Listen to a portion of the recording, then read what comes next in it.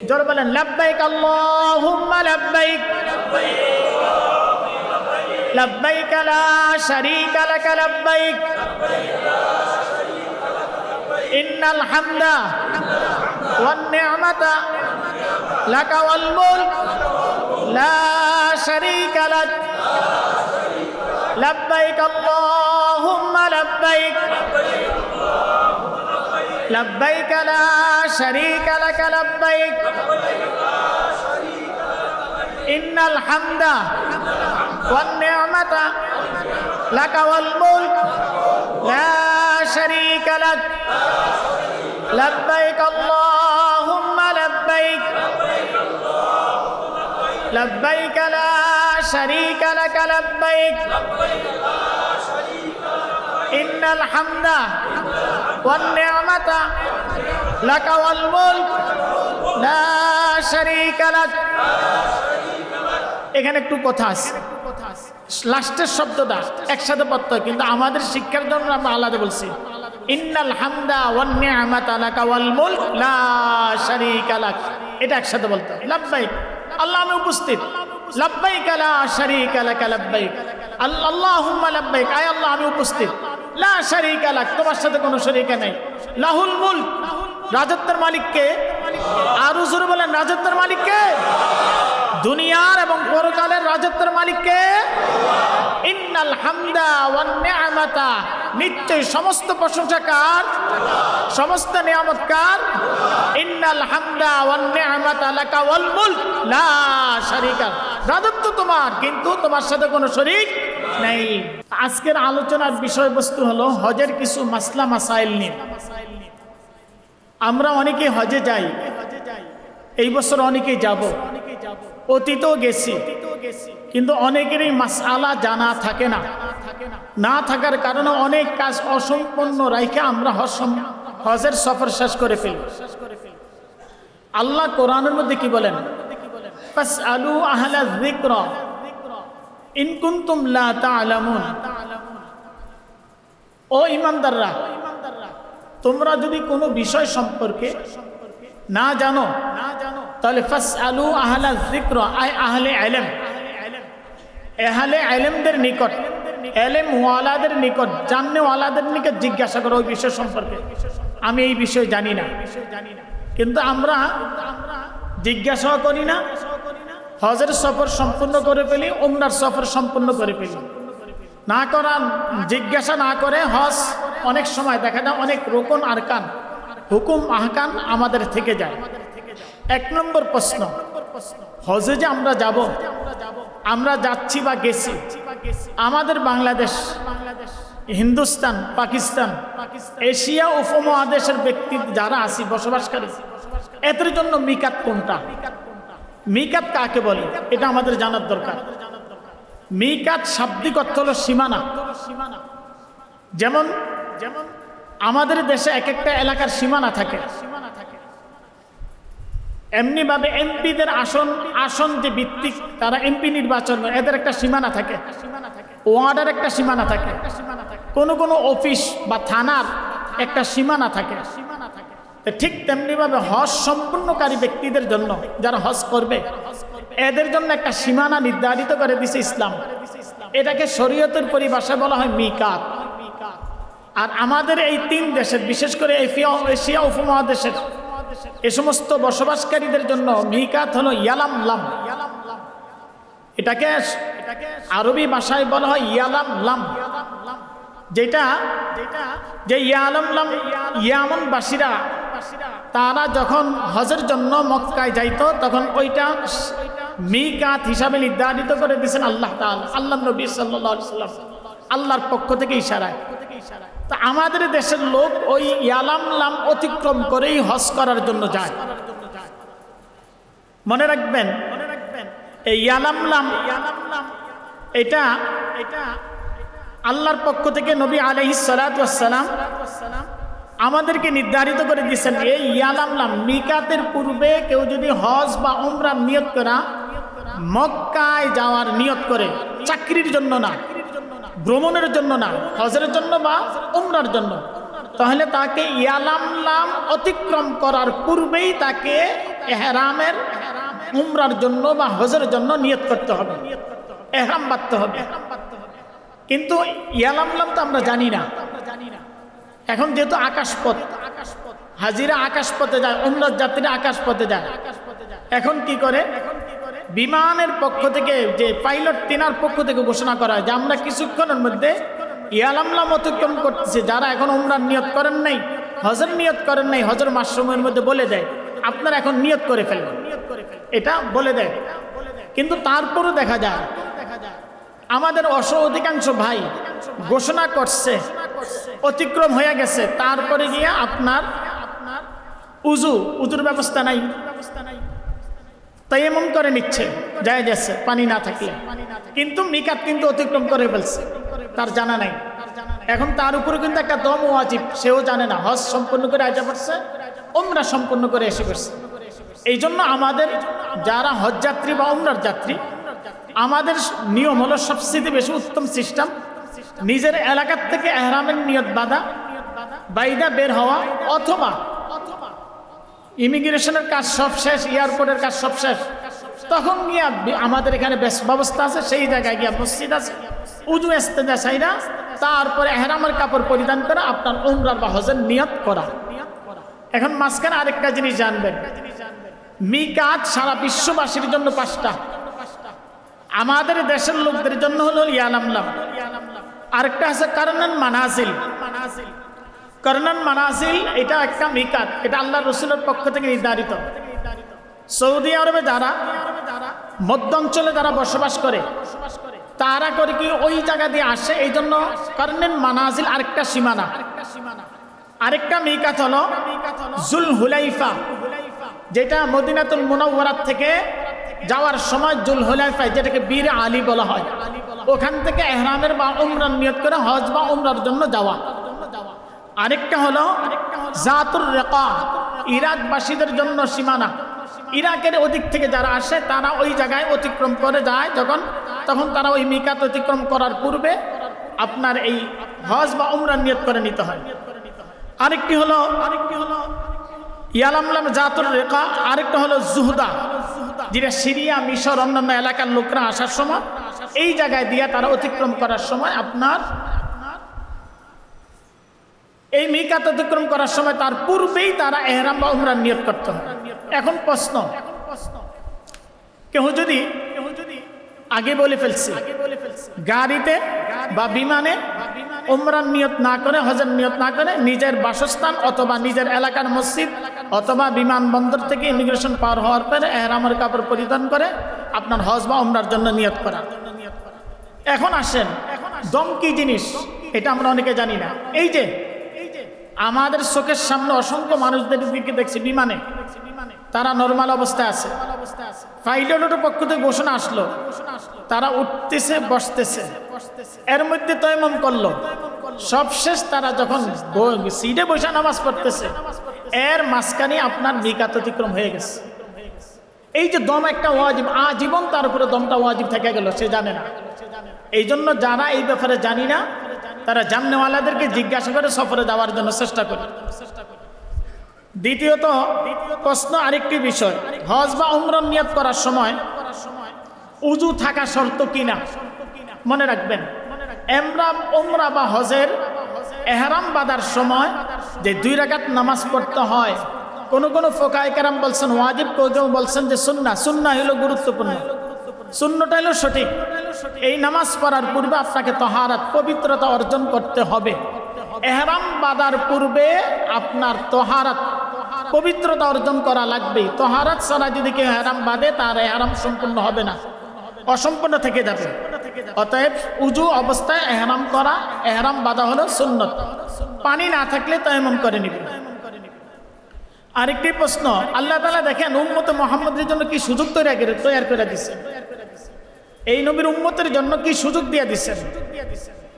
বলেন নাই ঘর থেকে এহরাম বাইদা আসো, গড়েন নাই আবার যার যার পৃথিবীর যেই প্রান্ত থেকে আসবে সেই প্রান্ত থেকে হজের নিয়ত করে আসো, কিন্তু সীমানা নির্ধারিত করে দিচ্ছে। এই সীমানার পূর্বে যদি নিয়ত করে নাও, তাহলে তোমার উমরা হবে, হজ সম্পূর্ণ হবে। যদি এর আগে না করো, তাহলে মনে রাখবে তোমার সফরের মধ্যে অসম্পূর্ণ থেকে যাবে। এহরাম অর্থ কি এটা আমাদের জানার দরকার। এহরাম কাকে বলে? মনে রাখবেন, এহরাম মানে হলো নিষিদ্ধ। হাজী সাহেবগণ যখন এহরাম বাঁধে তখন হজ হোক বা উমরা হোক, তাদের জন্য অসংখ্য জিনিস আছে, যেই জিনিসগুলা হালাল ছিল এটা হারাম হয়ে যায়। কি ছিল বলেন? জোরে বলেন। হালাল ছিল। কিছুক্ষণ পর আমরা নামাজ পড়বো, নামাজের পূর্বে আমরা তাকবীরে তাহরিমা বলে আল্লাহু আকবার, তাকবীরে তাহরিমা, এমন আল্লাহু আকবার যে আল্লাহু আকবার বলার দ্বারা হালাল জিনিস আমাদের জন্য হারাম হয়ে যাবে। এখন আমি কথা বলতে পারতেছি, আল্লাহু আকবার তাকবীরে তাহরিমা বলে যখন নামাজ শুরু করে দেই, আমার আপনার জন্য কথা বলা হালাল ছিল, নামাজের মধ্যে কথা বলা কি হয়ে গেছে? আমার আপনার জন্য এখন খাওয়া জায়েজ, কিন্তু নামাজ শুরু করার এই তাকবীর বলার সাথে সাথে সালাম ফিরানোর আগ পর্যন্ত আবার আমার আপনার জন্য খানা এবং দানা কি হারাম হয়ে গেছে। কি হয়ে গেছে? এই জন্য এটাকে বলা হয় তাকবীরে তাহরিমা। ঠিক তদ্রুপ হাজীদের জন্য ইহরাম মানে এমন কাপড়, দুইটা কাপড়, যেই কাপড় পরিধান করার কারণে হালাল জিনিস কি হয়ে যায়? হারাম হয়ে যায়। হালাল জিনিস কি হয়ে যায়? হারাম হয়ে যায়। এবং সেটা কখন? যখন তালবিয়া 3 বার পাঠ করা হয়। নিয়ত করলো, তারপর তালবিয়া 3 বার পাঠ করলো। তালবিয়াটা কি? সুন্দর একটা আওয়াজ। অনেক হাজী আছে, উমরার যাত্রী আছে, তালবিয়াটা ঠিকমতো পড়তে পারে না, উচ্চারণ করতে পারে না। আমার সাথে আপনারা সবাই বলেন, হাজী সাহেবরা যেরকম আরাফাতের ময়দানে, এখন মক্কার অলিতে গলিতে সারা পৃথিবী থেকে হাজী সাহেবরা মক্কার দিকে রুখ করতেছে। সারা পৃথিবী, আকাশ পথে, জমিন পথে, নদী পথে যাচ্ছে। এর মাঝখানে আল্লাহ যেন তাদের সাথে আমাদের আওয়াজটা কবুল করে নেয়। জোরে বলেন, লাব্বাইক আল্লাহুম্মা লাব্বাইক, লাব্বাইক লা শারীকা লাক লাব্বাইক, ইন্নাল হামদা ওয়ান নি'মাতা লাকা ওয়াল মুলক লা শারীকা লাক, লাব্বাইক আল্লাহুম্মা লাব্বাইক, লাব্বাইক লা শারীকা লাক লাব্বাইক, ইন্নাল হামদা ওয়ান নি'মাতা লাকা ওয়াল মুলক লা শারীকা লাক, লাব্বাইক আল্লাহুম্মা লাব্বাইক, লাব্বাইক লা শারীকা লাক লাব্বাইক, ইন্নাল হামদা ওয়ান নি'মাতা লাকা ওয়াল মুলক লা শারীকা লাক। এখানে একটু কথা আছে, লাস্টের শব্দটা একসাথে পড়তে হয়, কিন্তু আমাদের শিক্ষার জন্য আমরা আলাদা বলছি। ইন্নাল হামদা ওয়ান নি'মাতা লাকা ওয়াল মুলক লা শারীকা লাক, এটা একসাথে বলতে হয়। লাব্বাইক, আল্লাহ আমি উপস্থিত, লাব্বাইক লা শারীকা লাক লাব্বাইক, আল্লাহুম্মা লাব্বাইক, আয় আল্লাহ আমি উপস্থিত, লা শারীকা লাক, তোমার সাথে কোনো শরীক নাই, লাহুল মুলক, রাজত্বের মালিক কে? আরো জোরে বলেন, রাজত্বের মালিক কে? দুনিয়ার এবং পরকালের রাজত্বের মালিক কে? ইন্নাল হামদা ওয়ান নি'মাতা, নিশ্চয় সমস্ত প্রশংসা কার? সমস্ত নিয়ামত কার? ইন্নাল হামদা ওয়ান নি'মাতা লাকা ওয়াল মুলক লা শারীকা, রাজত্ব তোমার, কিন্তু তোমার সাথে কোনো শরীক নেই। এই 3 বার পাঠ করার পরে আপনার আমার জন্য এমন কিছু কাজকর্ম যেগুলা ছিল হালাল, এখন কি হয়ে গেছে? হারাম। বিবাহিত স্ত্রীর সাথে সাক্ষাৎ করা, মোলাকাত করা, কথাবার্তা বলা, বিভিন্ন অঙ্গ ফিজিক্যাল সম্পর্ক, এগুলো হালাল ছিল, ইহরামের কাপড় পরিধান করে সেগুলো কি হয়ে গেছে? হারাম হয়ে গেছে। এক কথাই শেষ, ইহরাম পরা মানে কাফনের কাপড় পরা। বলেন কি? ইহরামের পর কাপড় পরা মানে কি পরা? ইহরাম করনেওয়ালা ব্যক্তি হলো কাফনের কাপড় পরিধান করার কারণে, কে কাকে পরিধান করা হয় কাফনের কাপড়? বলেন, মৃত্যু ব্যক্তিকে। ইহরামের কাপড় পরিধান করা মানে হলো আপনি আমি একজন মরা লাশ। কি বলেন তো? মরা লাশ। মরা লাশ কারোর লোকে ঝগড়া করে, মরা লাশ কারোরে ধাক্কা দেয়? মরা লাশ কোনোদিন দেখছেন অশ্লীল কথা বলতে? অশ্লীল কথা না, ভালো কথাই তো বলতে পারেন। মরা লাশের যদি আপনি কাইত করান কাইত হবে, আপনি যদি সিট করান সিট হবে, বসাইলে সে বসবে। ঠিক তদ্রুপ ইহরাম বাঁধনেওয়ালা ব্যক্তি আপনার একবার হজ সম্পূর্ণ করা ব্যতীত, উমরা সম্পূর্ণ করা ব্যতীত এহরামের কাপড় যতক্ষণ পর্যন্ত মাথা না চাইছা হালাল না হবে ততক্ষণ পর্যন্ত তা ওই ব্যক্তির একটা মরা লাশের মতো। কিসের মতো?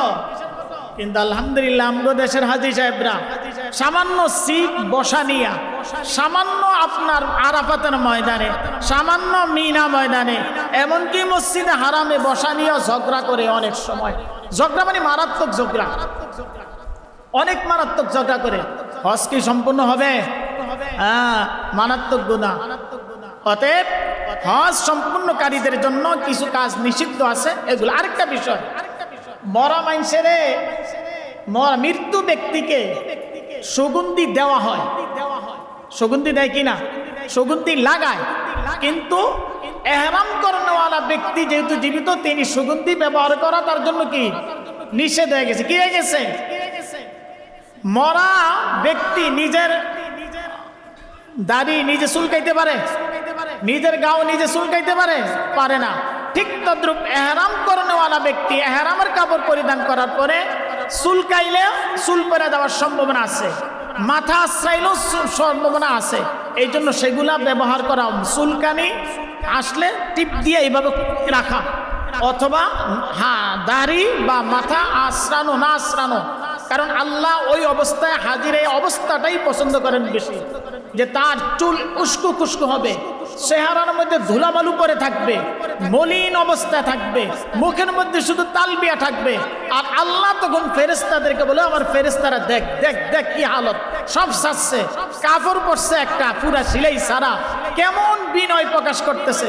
আমার ফেরেশতারা তোরা সাক্ষী থাক, আমি আল্লাহ তার তার জিন্দেগির সব গুনাহ মাফ করে দিলাম। তবে আল্লাহ তাআলা বলেন, ফেরেশতারা আমি কেমনে তাদের দোয়া কবুল করব? ওই সমস্ত হাজিদের, ওই সমস্ত উমরা করনেওয়ালাদের যারা অবৈধ টাকা ইনকাম কইরা পয়সা দিয়া হজ কইরা আইসা আমারে বলে আল্লাহ আল্লাহ আল্লাহ কবুল করো, আমি কিভাবে তার কাপড়টা হারাম, তার দেহের মাংসটা হারাম, তার শরীরটা হারাম পয়সা, তার হজটা আমি কিভাবে কবুল করতে পারি? এদের হজ আল্লাহ কবুল করবেন না। এই জন্য হজ এবং উমরা কি হালাল পয়সা না হারাম পয়সা? বলেন, বৈধ না অবৈধ পয়সা? বৈধ পয়সা। আল্লাহ আমাদেরকে সেই তৌফিক দান করুক, বৈধ পয়সা হজ উমরা করার তৌফিক দান করুক। এহরাম কত প্রকার? প্রশ্ন। এহরাম 4 প্রকার। এহরামের কাপড় পরিধান করা হয়। শুধু হজের জন্য এহরাম বাঁধা, এটাকে বলে ইফরাত। এটা হলো এহরাম, এহরামে ইফরাত। 2 নম্বর হলো হজের মাসসমূহের মধ্যে, এই যে এখন যারা আগে যাইতেছে, এই যে হজের মাসসমূহের মধ্যে উমরার জন্য আপনার এহরাম বাঁধা, এটাকে বলা হয় তামাত্তু এহরাম। হজের মাসে হজ এবং উমরা একসাথে এহরাম বাঁধা, এটাকে বলা হয় কিরান। হজ মাসুমের পূর্বে অথবা তারপরে যেই কোনো সময় আপনার এহরাম বাঁধা, ওইটাকে বলা এহরামে উমরা, এহরামে ইফরাত, এহরামে তামাত্তু, এহরামে কিরান, এহরামে উমরা। এই 4 প্রকারের এহরাম বাঁধা হয়ে থাকে। প্রশ্ন থাকে, এহরাম বাঁধার পর এই যে মুখে তালবিয়া পড়তে হবে নাকি মুখ সারা? অসংখ্য মানুষদেরকে আমি দেখছি এহরাম বাঁধার পরে তারা মুখ দিয়া তালবিয়াটা উচ্চারণ করে না। যারা মুখ দিয়া তালবিয়া উচ্চারণ করবে না, তার এহরাম বাঁধা সম্পূর্ণ হবে। এমনকি বুবা ব্যক্তি, যে বুবা হজে গেছে, সেও তার জবানটা, জিহ্বাটা লড়াইতে হবে এহরামের বাঁধার পরে। এই তালবিয়াটা বা লা ইলাহা ইল্লাল্লাহ, তালবিয়া না পড়লো লা ইলাহা ইল্লাল্লাহ, অন্যান্য জিকির পড়া করার সময় জিহ্বা কি করতে হবে? লড়াচড়া করতে হবে। বোবার জন্যই শর্ত। আর যারা এহরাম বাইদা অহংকার বশত টাকার গরমও তালবিয়াটা ঠিক মতো মুখ দিয়ে উচ্চারণ করে না, মনে মনে উচ্চারণ করে, তাদের হজ এবং উমরা সম্পূর্ণ হবে না। এটা তালবিয়া সম্পূর্ণ হবে না, এহরাম সম্পূর্ণ হবে না। প্রশ্ন, এহরাম বাঁধার পরে তালবিয়া পাঠ করবে, এটা রাসূল আকরাম সাল্লাল্লাহু আলাইহি সাল্লামের হাদিস দ্বারা প্রমাণিত। কিন্তু এই তালবিয়া কম করা যাবে না। তালবিয়া যদি কোনো অংশে কম করে, তার তালবিয়া সম্পূর্ণ হবে না। তালবিয়ার মাঝখানে কেউ যদি সালাম দেওয়া বা সালামের উত্তর দেওয়া, দুইটাই কিন্তু মাকরুহ। এবং তালবিয়াটা উচ্চ সুরে পড়া সুন্নত। অনুচ্চ সুরে পড়া নিষেধ, তালবিয়া উচ্চ সুরে পাঠ করতে হবে এহরাম বাঁধার পরে। এখন প্রশ্ন, মহিলারা তো হজে যায়, উমরা যায়, তারা কি আসতে বলবে না জোরে পড়বে? আসতে না জোরে পড়বে? উত্তর হলো যে তারা মহিলারা আসতে না পড়া, তারাও জোরে পড়বে। তালবিয়াটা পড়ার সময় তারা জবানটা কি করবে? নড়াচড়া করবে, তারা জবানটা লড়াইবে। তারা মহিলা অনুচ্চ সুর বেরবে তা না, তারাও নড়াচড়া করতে হবে। তারপর তবে হ্যাঁ, বেশি জোরে করা নিষিদ্ধ, পুরুষদের মতো এরকম জোরে করা নিষিদ্ধ। তারপর হলো আরেকটি মাসালা, এহরাম বাঁধার হিকমত কি, তাৎপর্য কি? যেরকম তাকবীর উলা সাথে নামাজ আরম্ভ করার দ্বারা আমার জন্য আপনার জন্য কিছু কাজ নিষিদ্ধ হয়ে যায়, এহরাম বাঁধার পরে হজ বা উমরার জন্য আপনার তা সম্পূর্ণ করার আগে মাথা হলক হওয়ার আগ পর্যন্ত, নামাজ যেরকম সালাম ফিরার আগ পর্যন্ত, আর হজ উমরা যাত্রীরা উমরা এবং হজ সম্পন্ন করা কইরা মাথা সাসার আগ পর্যন্ত কিছু কাজ তাদের জন্য নিষিদ্ধ। প্রশ্ন, এহরাম অবস্থায় কি কি কাজ নিষেধ? এহরাম অবস্থায় অনেকগুলা কাজ নিষেধ। পাপাচার সর্ব অবস্থায় কিন্তু হারাম, কিন্তু এহরাম অবস্থায় আরো বেশি নিষিদ্ধ। এহরাম অবস্থায় পাপাচার কাজ করা, পাপের কাজ করা, এটা নিষেধ। দ্বিতীয়ত, ঝগড়া বিবাদ করা এহরাম অবস্থায়, এটা কোরআনুল কারীমের আয়াত দ্বারা নিষিদ্ধ। চোখকে হেফাজত করা, চোখ যেই দিক সেদিক না তাকানো, কারণ আল্লাহ তাআলা হাজিদের জন্য এমন একটা জায়গা নির্ধারিত করেছেন, সারা পৃথিবীর মানুষ সেখানে আসে, বিভিন্ন কালারের, বিভিন্ন দেহের অঙ্গ প্রত্যঙ্গ, কারো শরীর বিশাল আকৃতির, কারো ছোট, কারো খাটো, কেউ মেসু, বিভিন্ন দেশের বিভিন্ন কালারের লোকেরা আসে। এই জন্য চোখ এদিক সেদিক তাকাইতে যাইতে পারে, এই জন্য শরীর চোখকে হেফাজত করা। আর মেয়েদের জন্য হলো সবচেয়ে বেশি হলো রাত্রে এহরাম অর্থাৎ তোয়াব বা সাই সম্পন্ন করা। এমনিভাবে এহরাম অবস্থায় আপনার আতর সুগন্ধি এগুলা ব্যবহার করা তো নিষেধ, চুল কাটাও নিষেধ, অযথা কাহারও দিয়ে আপনার চোখ বা অন্যান্য এগুলায় এই যে চুল কাটা বা নখ কাটা এগুলো নিষেধ। এগুলা যদি করা হয় তাহলে সদকা ওয়াজিব হয়ে যাবে। জুতা পরিধানের ক্ষেত্রে অনেকে অহংকার বশত জুতা, স্যান্ডেলের জুতা না পরা একটু দামি জুতা পরে, যেটার দ্বারা পায়ের উপরের ভাগ ঢাকা থাকে, এটাও নিষেধ। অর্থাৎ খোলা পায়ের এই উপরের ভাগ খোলা রাখতে হবে।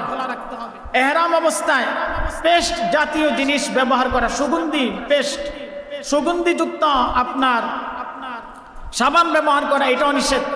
এমনিভাবে বিমানে দেখা যায় খাবারের পরে খাবারের প্যাকেটের মধ্যে একটা টিস্যু দেয়, যে টিস্যুটা ভিজা থাকে এবং সুগন্ধিযুক্ত টিস্যু থাকে, ওইটাও পরিহার করা। তবে না পারলে ওইটা ব্যবহার করার আপনার দেওয়া হয়েছে, হুকুম দেওয়া হয়েছে, কোনো সমস্যা নেই। তারপরে এহরাম অবস্থায় অনেকে শীতের কারণে মুখ ঢেকে ফেলে, মাথা ঢেকে ফেলে, নিষেধ, দম দিতে হবে। এহরাম অবস্থায় আপনার কেউ যদি মুখ ঢেকে ফেলে, এমনিভাবে ঘুমাইতে গেছে, ঘুমাইতে গিয়ে উঠতে শুয়েছে, বালিশের উপর পুরো মুখটা দিয়ে দিছে, সেটাও নিষেধ, আপনার দম দিতে হবে। এমনিভাবে এহরাম অবস্থায় এমন খাবার খাওয়া যেটার মধ্যে সুগন্ধি আছে, ওইটাও আপনার নিষেধ। আরো অনেকগুলা নিষেধ আসছে, যারা ওলামায়ে কেরামদের সাথে যায় তাদেরকে জিজ্ঞাসা করে এগুলা করা উচিত। এহরাম অবস্থায় এখন আমি যখন মসজিদে প্রবেশ করব, প্রশ্ন, মসজিদে প্রবেশ করার সময় আমার আদব কি? মসজিদে হারামের মধ্যে অনেকগুলো এরগুলো কারণ আছে, এর মধ্যে অনেকগুলো আমল আছে। সফর অবস্থায় সফরের দোয়া পড়া, বিমান উঠার সময় সেখানে দোয়া পড়া, মিকাত আল্লাহর ঘর কাবা ঘরের মিনার দূর থেকে দেখার পূর্বেই তালবিয়া পাঠ করতে করতে আল্লাহর ঘর মসজিদ কাবাতুল মুকাররমা, মক্কাতুল মুকাররমায় প্রবেশ করা, মক্কায় মুকাররমায় প্রবেশ করার পূর্বে মসজিদে প্রবেশ করার জন্য যে 5টা সুন্নত, ঠিক তদ্রূপ মসজিদে হারামের মধ্যে ঢোকার পূর্ব 5টা সুন্নত। 1 নম্বর সুন্নত হলো বিসমিল্লাহ পড়া, 2 নম্বর সুন্নত হলো দুরূদ পড়া, 3 নম্বর সুন্নত হলো আপনার দোয়া পড়া, 4 নম্বর সুন্নত হলো আপনার ডাইন পাও দিয়ে প্রবেশ করা, 5 নম্বর সুন্নত হলো আপনার ইতিকাফের নিয়ত করা। 3টা মিলিয়ে এইভাবে বিসমিল্লাহি ওয়াস সালাতু ওয়াস সালামু আলা রাসূলিল্লাহ আল্লাহুম্মা ইফতাহ লি আবওয়াব রাহমাতিক বলে মসজিদ হারামে প্রবেশ করা। কিন্তু ওই সময় আমাদের এই সুন্নতগুলোর প্রতি আমরা খেয়াল করি না। মসজিদে হারামে প্রবেশ করার পরে কাবা ঘরে ঢোকার সময় সর্বপ্রথম আমার জন্য আপনার জন্য কি আমল? হাদিস শরীফের মধ্যে আসছে, মনে রাখবেন, কাবাগর প্রথম যখন মানুষের দৃষ্টিগোচর হয়, সংক্ষিপ্ত আকারে দুই শব্দের একটা দোয়া, দুই শব্দের একটা দোয়া তিনবার পাঠ করতে হয়। আল্লাহু আকবার, লা ইলাহা ইল্লাল্লাহ। কয়বার পাঠ করতে হয়? তিনবার। আল্লাহু আকবার, লা ইলাহা ইল্লাল্লাহ তিনবার পাঠ করে কাবাগরকে যখন দেখবেন তখনই এই দোয়াটা পড়তে, হাত উঠায়া আল্লাহু আকবার, লা ইলাহা ইল্লাল্লাহ এই তিনবার এই দোয়াটা পাঠ করা। তারপর একটা দোয়া হাদিস দ্বারা প্রমাণিত আছে, আল্লাহুম্মা জিদ হাদাল বাইত তাশরীফান ওয়া তা'যীমান ওয়া তাকরীমান ওয়া মাহাবাতান ওয়া জিদ মান শাররাফাহু ওয়া কাররামাহু মিম্মান হাজ্জা ওয়া আতামিরা তাশরীফান ওয়া তাকরীমান ওয়া তা'যীমান ওয়া বিররান আল্লাহুম্মা আনতাস সালাম ওয়া মিনকাস সালাম ফাহাইয়িনা রাব্বিনা বিস সালাম। এই দোয়াটা পড়া হাদিস দ্বারা প্রমাণিত, না পারলে নাই ওই দোয়া। এখন আসেন, শুধু এক জায়গায় কাবাগরের এই প্রথম দেখা আল্লাহু আকবার, লা ইলাহা ইল্লাল্লাহ তিনবার পাঠ কইরা উচ্চ সুরে দাঁড়াইয়া কাবাগরের দিকে তাকাইয়া দোয়া করা। হাদিস শরীফের মধ্যে আসছে, সর্বপ্রথম যে কাবাগরে ঢুকবে, ঢুইকা যখন দোয়া করবে, যেই দোয়া কবুল করবেন আল্লাহ সেই দোয়া কবুল করে নেবেন। যেই দোয়া করবেন আল্লাহ সেই দোয়া কি করবেন? কবুল করে নেবেন। এই জন্য আগে কাবাগরের দিকে তাকাইয়া দোয়া কইরা মনের তৃপ্তি, চোখ দিয়া পানি ফেলাইয়া দোয়া কইরা তারপরে আল্লাহর ঘরের তোয়াফ কাজ শুরু করা। এখন এই তোয়াফের ক্ষেত্রে মাসালা আছে, তোয়াফের ক্ষেত্রে মাসালা, অর্থাৎ কাবার প্রথম প্রবেশ করিয়া দাঁড়াইয়া দোয়া করা এটা মুস্তাহাব, দাঁড়াইয়া দোয়া করা মুস্তাহাব। প্রবেশ করিয়া তাহিয়াতুল মসজিদ অনেকে পড়তে চায়। মনে রাখবেন, যারা প্রথম উমরার যাত্রী হজের সফর করে তাদের জন্য কাবাগরে ঢোকার পরে প্রথম কাজ হলো তোয়াফ করা। তাদের প্রথম কাজ হলো কি করা? তোয়াফ করা। হ্যাঁ, এমন সময় প্রবেশ করছেন 2 মিনিট 3 মিনিট পরেই জামাত শুরু হয়ে যাবে, 4 মিনিট পরে জামাত শুরু হয়ে যাবে। এক্ষেত্রে আপনি তাহিয়াতুল উজুর নামাজ বা তাহিয়াতুল মসজিদ 2 রাকাত পড়তে পারেন। তবে যখনই আপনি প্রবেশ করবেন আগে হলো তোয়াফ। তোয়াফটাই হলো তোয়াফকারীদের জন্য, উমরাকারীদের জন্য আপনার তাহিয়াতুল মসজিদের নামাজের সমান। এই জন্য অনেকে গিয়ে তাহিয়াতুল মসজিদ আগে নামাজ পড়ে না, আগে হলো তোয়াফ শুরু করা। প্রশ্ন, পুরুষ মহিলাদের এহরাম কি একই? পুরুষ এবং মহিলা, এখানে কেন প্রশ্ন? আমাদের দেশ থেকে একটা ছেলে একটা মেয়ে করোনার পর উমরায় গেছে, বড়লোক। আশ্চর্যের ব্যাপার হলো ছেলে যে এহরামের কাপড় পরছে, মেয়ে সেই এহরামের কাপড় পরছে। এটা আমি সচক্ষে দেখছি। রাত্রে যখন গভীর, যখন এই উমরা করতেছিলাম, বারবার কারণটা কি, দুইজনে গলাগলি করে করতেছে, কিন্তু কথার আওয়াজে বোঝা যাইতেছে লোক খুব কম, 20 থেকে 30 জন। ওই করোনার পর যখন আমরা সফরে গেছিলাম, মাত্র পুরো মাথার মধ্যে 20 থেকে 30 জন তোয়াফ করতেছে। ছেলেদের এহরামের কাপড়ের কি আছে? পার্থক্য আছে। ছেলেরা পরবে 2 পাটের কাপড়, সেলাইবিহীন সাদা কাপড়। মেয়েরা তারা যেই পোশাক পরে ওইটাই তাদের কি কাপড়? এহরামের কাপড়। কিন্তু মাশাআল্লাহ বড় লোকের মেয়ে তো বা ছেলের জন্য সে ছেলের মতো সে এহরামের কাপড় পাইয়া পইরা ওইটা এহরাম করতেছে, আল্লাহর ঘর তোয়াফ করতেছে। এটা মনে ভিডিও আকারে ভাইরাল হয়েছে অনেক কিছু। যাই হোক, মেয়ে এবং ছেলে এদের এহরামের কাপড় পৃথক আছে। মেয়েরা যেই কাপড় পরিধান করবে ওইটাই তাদের এহরামের কাপড়। আর পুরুষদের জন্য হলো সেলাইবিহীন 2টা সাদা কাপড়। মেয়েদের জন্য এহরাম অবস্থায় মুখ ঢাকা নিষেধ। মুখ ঢাকা কি নিষেধ? তবে হ্যাঁ, এখন পর্দা করা ফরজ। এই যে এখন বর্তমান আধুনিক একটা সিস্টেম বাড়িছে, ক্যাফটা ফালাইলে সামনে অটোমেটিক এটা পরে যায়, অটোমেটিক সুন্দর মতো তোয়াফ করতে। কেউ যদি খোলা রেখা তোয়াফ করে কোনো সমস্যা নেই।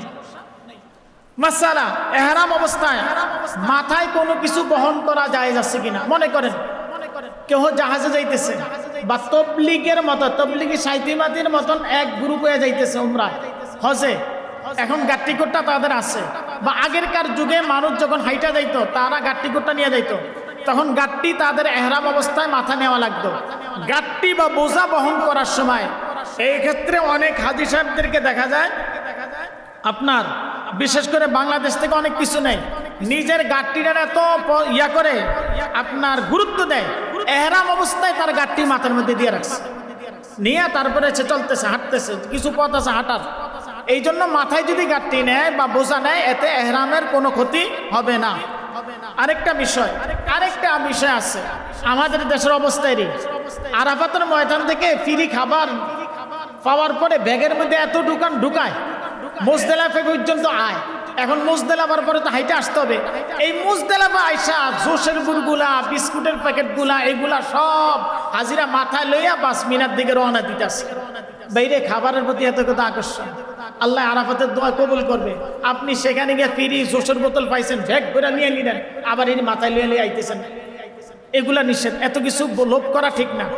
তারপর এহরাম অবস্থায় আরেকটা বিষয় গুরুত্বপূর্ণ আমাদের বাংলাদেশিদের জন্য, এহরাম অবস্থায় ধূমপান করা যাবে কিনা, জর্দা দিয়া পান খাওয়া যাবে কিনা? যাইব? বলেন যাবে?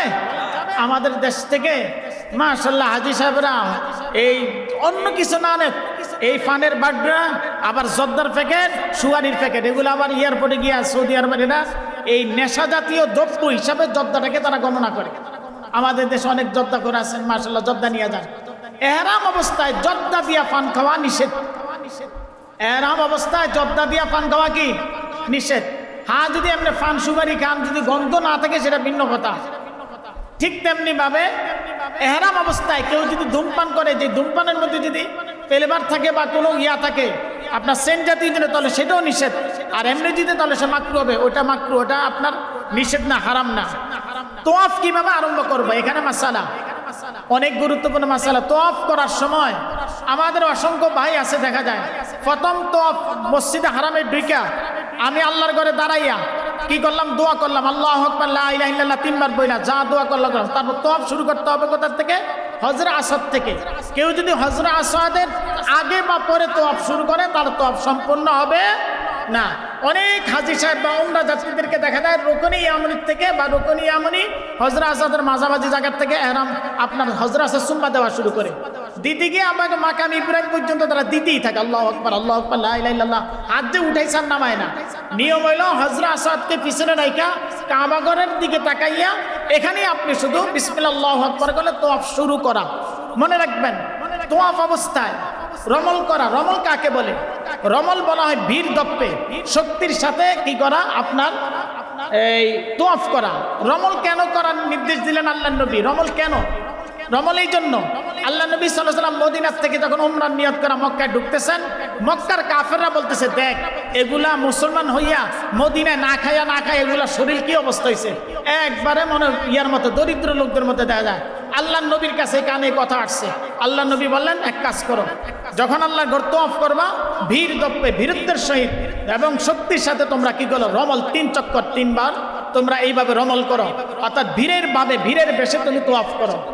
এই জন্য রমল করার জন্য নির্দেশ দেওয়া হয়েছে। ইস্তেমা কাকে বলে? ইস্তেমা বলা হয় এই আপনার এহরামের কাপড় ডাইন কাঁধকে খালি রেখা ডাইন কাঁধের দিকে নিয়ে বাম কাঁধের উপরে রাখা। এটা হলো ইস্তেমা। কখন করব?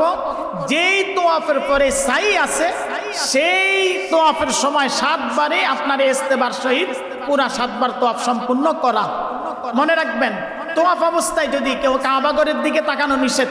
অধিকাংশ হাজী সাহেবরা তোয়াফ অবস্থায় কাবাগরের দিকে তাকায়, তাওয়াফ অবস্থায় কাবাগরের দিকে তাকানো নিষেধ। তোয়াফ অবস্থায় কারো যদি উঁচু ছুটে যায় তাহলে তার পুনরায় যেখানে ছুটে গেছে ওখান থেকে আবার উঁচু করে আসা, ওখান থেকে তোয়াফ সম্পূর্ণ করা। তোয়াফ অবস্থায় কারো যদি আপনার নাপাক লেগে যায় কোনো কাপড়ের মধ্যে, তাহলে আপনার ওই অবস্থায় সে কাপড় পরিবর্তন করে আবার নতুন কাপড় পরিধান করে আবার আইসা আপনার তোয়াফ সম্পূর্ণ করা। 7 বার তোয়াফ সম্পূর্ণ করার পরে অধিকাংশ হাজী সাহেবরা উমরা যাত্রীদেরকে দেখা যায় তারা ওই যে ডাইন কাঁধ যে খোলা রাখছে ওইটা খোলা রাখাই 2 রাকাত সুন্নত নামাজ, ওয়াজিব নামাজ কোন কিতাবের মধ্যে আসছে, সম্পূর্ণ এটা নিষেধ। যখন মাকাম ইব্রাহিমের পিছনে বা সাথে আমরা 2 রাকাত নামাজ পড়বো, তোয়াফের 2 রাকাত নামাজ, তখন এই ডাইন কাঁধকে কি রাখবো? ডাইকা রাখবো। ডাইকা তারপর আমরা নামাজ সম্পন্ন করব। 7 বার তোয়াফ সম্পন্ন করে জমজমের পানি পান করা। মনে রাখবেন, পৃথিবীর মধ্যে একটাই শুধু কূপের পানি যেটা দাঁড়াইয়া আল্লাহ নবী পান করছে, সেটা কোন কূপের পানি? বলেন কোন কূপের পানি? জমজম কূপের পানি দাঁড়াইয়া আপনার শেষ করা, কাবাগরের দিকে তাকাইয়া। তোয়াফ শেষ, নামাজ শেষ, জমজমের পানি খাওয়া শেষ, এখন সাইর দিকে চলে যাওয়া। সাফা মারোয়ার দিকে চলে যাওয়া। সাফা মারোয়া দিকে গিয়ে সেখানে আল্লাহ তাআলা বলেন ইন্নাস সাফা ওয়াল মারওয়াতা মিন শাআইরিল্লাহ। আবার সাফা পাহাড়ের উপর ওঠার সময় আয়াতটা পড়া কাবা ঘরের দিকে ফিরা দোয়া করা, এই সাফা মারোয়া থেকে মারোয়ায় গিয়া এক সাই শেষ করা, মারোয়ার থেকে সাফায় আরেক সাই শেষ করা, আবার সাফার থেকে মারোয়া, এরকম 7 বার আসা যাওয়া করার পরে আপনার তোয়াফ 7 বার শেষ, সাইও 7 বার শেষ। এখন কাজ হলো কোনো নামাজ নাই। অনেক হাজি সাহেবদেরকে দেখা যায় উমরা শেষ করা অর্থাৎ তোয়াফ সাই শেষ করে মারোয়া পাহাড়ে 2 রাকাত নামাজ পড়ে। মারোয়া পাহাড়ে না কোনো নামাজ নাই, এমনি আপনি নফল নামাজ পড়েন সেটা ভিন্ন কথা, কিন্তু সাই শেষ করা মারোয়া পাহাড়ের উপর কোনো নামাজ নাই। এখন বাকি কাজ হলো আপনার মাথা হলক করা। চাচা মাথা সাজলেন, আপনার কাজ শেষ। এই উমরা এতটুকু পরিমাণ। এর মধ্যে আরো অনেকগুলো মাসাল আছে। আরাফাতের অবস্থান, মিনা অবস্থান, মুজদালিফা অবস্থান। আরাফাতের অবস্থান ফরজ, মুজদালিফা অবস্থান ওয়াজিব, মিনা অবস্থান করা হলো আপনার ওয়াজিব। কোন কোন ফুকাহায়ে কেরাম বলছেন আবার সুন্নত, কিন্তু ওয়াজিব হলো মিনা অবস্থান করা। এর মধ্যে আবার জামারাতে পাথর নিক্ষেপ করা সেটা ওয়াজিব। এই তারপর কুরবানি দেওয়া এটা ওয়াজিব।